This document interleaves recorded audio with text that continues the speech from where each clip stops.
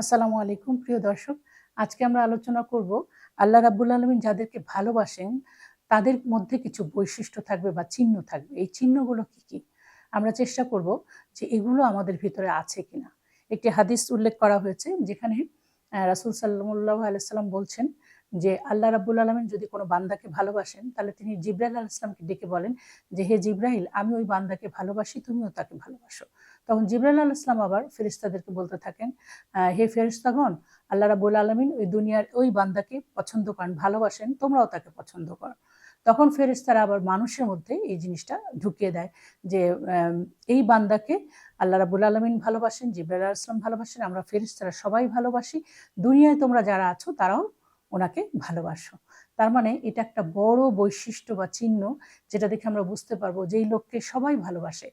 খুব কম লোক আছে যাকে তাকে অপছন্দ করে বা হিংসা করে।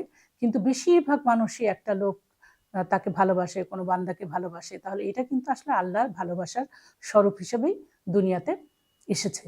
এবং বুঝতে হবে যে আমরা যদি এরকম লোক দেখি বা নিজেকে যদি ওইভাবে ওই জায়গায় নিয়ে যেতে পারি তাহলে বুঝতে পারবো যে আল্লাহ রাব্বুল আলামিন আমাকে পছন্দ করেন বা আমাকে ভালোবাসেন। এরপর আছে যে বিপদ মুসিবত দিয়ে তাকে পরীক্ষা করেন। অনেকের দেখবেন যে অনেক বিপদ মুসিবত, তারপরেও সে কিন্তু আল্লাহর রাস্তা থেকে দূরে সরে যায় না। বা সে কিন্তু এই বিপদ মুসিবতের মধ্যে বারবার করে সে ধৈর্য ধারণ করে এবং সে এটাই আশা করে যে আল্লাহ রাব্বুল আলামিন তার এই বিপদ মুসিবত একসময় দূর করে দেবেন। এরকম ধরনের ধারণা যে করে তাকে বুঝতে হবে যে সে হলো তাকে আল্লাহ তাআলা অত্যন্ত পছন্দ করেন। দুনিয়া থেকে একটু দূরে রাখেন।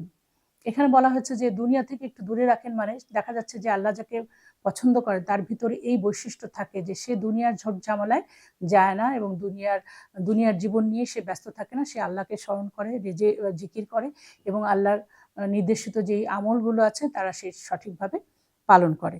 এরপর আছে যে নেক কাজ করার তৌফিক আল্লাহ তাআলা তাকে দান করেন। আল্লাহ যাকে পছন্দ করেন দুনিয়াতে সে অনেক, অনেক বেশি নেক কাজ করার সৌভাগ্য লাভ করবে এবং এটা আল্লাহই ব্যবস্থা করে দিবেন। সবশেষে হলো সাদাকে জারিয়ার কাজ করার সুযোগ দেন। সে এমন ভালো, ভালো কাজ কিছু করে যাবে যেগুলো তার জন্য মৃত্যুর পরেও সওয়াব দান করতে থাকবে। আর সবশেষে জ্ঞান দান করেন, বুঝ দান করেন। অর্থাৎ ভালো কিছুর জ্ঞান এবং বুঝ তাকে আল্লাহ এই দুনিয়াতেই দিয়ে দেন। দর্শক, আমরা চেষ্টা করব আমরা যাতে আল্লাহ রাব্বুল আলামিনের প্রিয় পাত্র হতে পারি। আল্লাহ সবাইকে সেই তৌফিক দান করুন। ওয়া আখির দাওয়ানা আনিল হামদুলিল্লাহি রাব্বিল আলামিন।